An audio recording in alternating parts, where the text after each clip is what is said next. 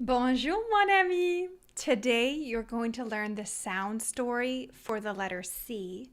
And at the end of this video, you're going to know when C makes the k sound and when C makes the s sound. So first, just like we just mentioned, C has two sounds.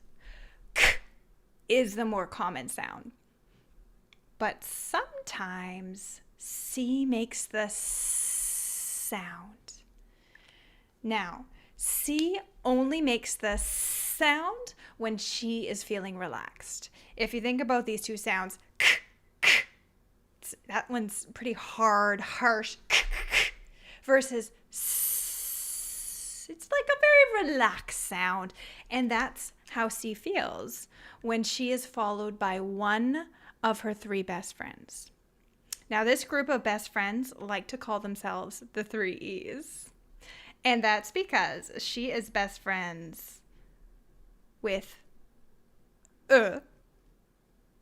which is Englishy, E, Frenchy, and E, Grec.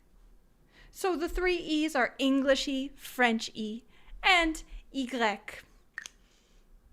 which also coincidentally makes the E sound most of the time in words. So, in a word like this, is C followed by one of her three best friends, one of the three E's? Yep. So she's going to relax and say s. All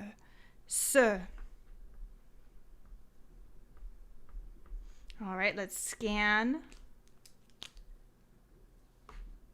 I found the C. Let's look by who she's followed by, one of the three E's. So she's going to say s, Lucy, Lucy. And that's why we say merci and not merci, which I am very glad for because she is followed by one of the three E's. Now I want to mention one more thing. C only looks at who follows her. She's always looking this way. So it does not matter if there's one of the three E's before, because she's always looking this way. So that's why in this word, which you already know, but that's why we say avec. Because if we look here, is this one of the three E's? No, it's nobody. So say is just going to do her normal sound. K.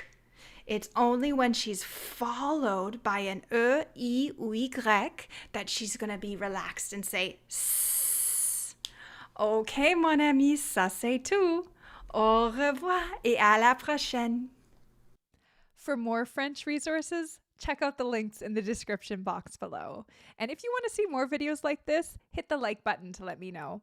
Au revoir mes amis et à la prochaine!